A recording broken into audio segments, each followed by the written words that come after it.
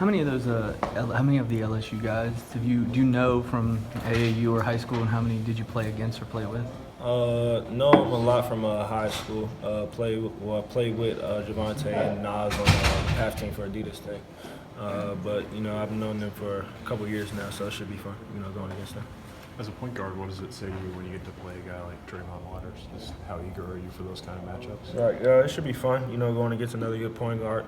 But I think it's not just, me and Ashton on the ball. I think it's with everybody, defensively, just talking, communicating, just being that team we've been all season long, all SEC. Is going to be important for us. I know you guys have won 10 in a row, but Cal keeps saying, he's holding you guys accountable, that you guys can get better. What areas do you think he's talking about where you guys can get better? I think we can get better in everything. You can never be a perfect basketball player or a perfect team. As long as we continue to make strides, offensively, and then more importantly, defensively, I think we should be good. How big a week is this for you guys? You're playing the team that's tied for second with you, and then you got #1 team, Tennessee, coming in. How big is this as far as the SEC race goes?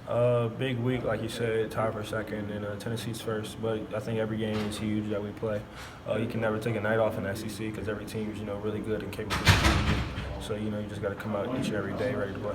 How do you feel about your individual progression right now? I mean, you've hit some big shots off the bench recently. Just how much does that boost your Boosted a lot, coming and giving sparks, hitting big shots. That's what I'm all about.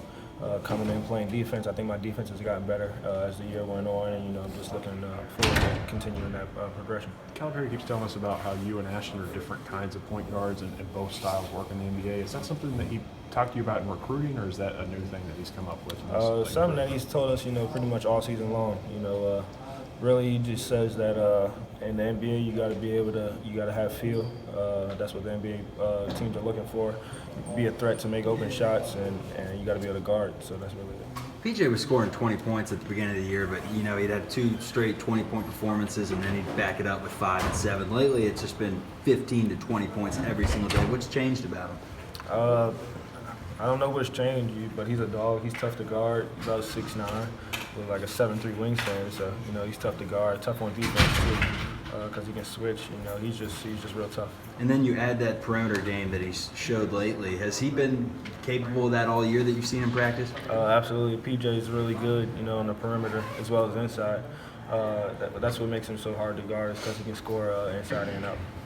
How much did that 3-game stretch with Kansas included really kind of help you all get past, get over a hump that prepares you for a week like this? It's good. That's why we come here, playing those top games, get us ready for SEC. But it's been good all year round. We had a lot of tough games, and I think this team's playing really well. One of the guys that you're going to have to go up against is Draymond Waters. What do you know about him? How tough a player is he?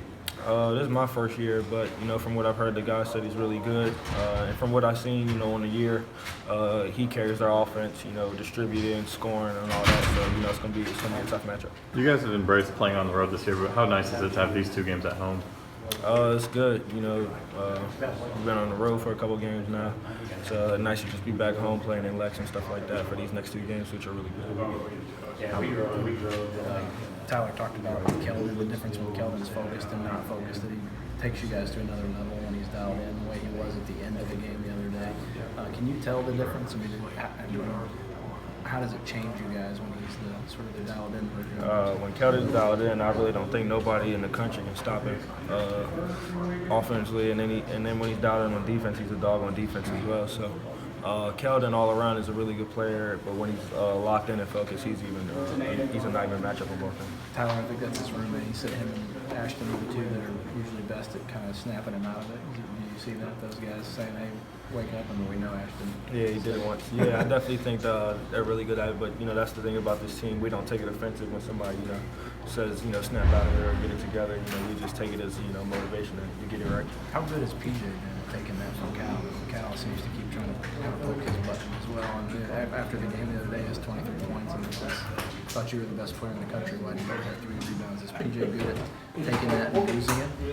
Yeah, I think so. I think for all of us, really, just listening to what Cal said, trying to do right. But PJ has been really good all year, and he's only getting better. So, that's PJ.